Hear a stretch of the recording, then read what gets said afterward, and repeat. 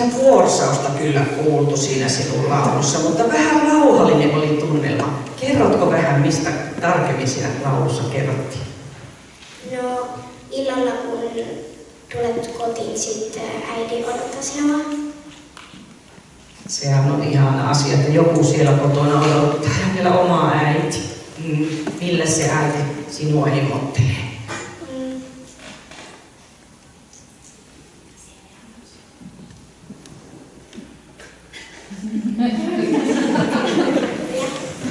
Karkkia!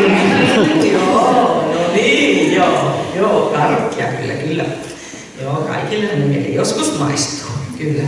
No, ensimmäinen laulu kertoi linnusta. Tiedätkö, minkä takia linnut laulavat?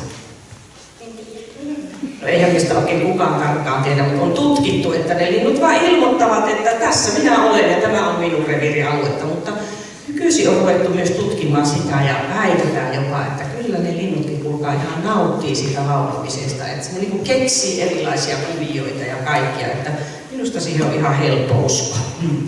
Mitä mukavaa teet kesällä? Uin oman mun kavereiden kylässä. Hienoa. Järvessä vai meressä? No,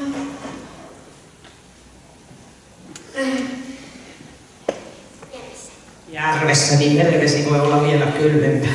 Kiitoksia sinulle ja raivoa aplausia.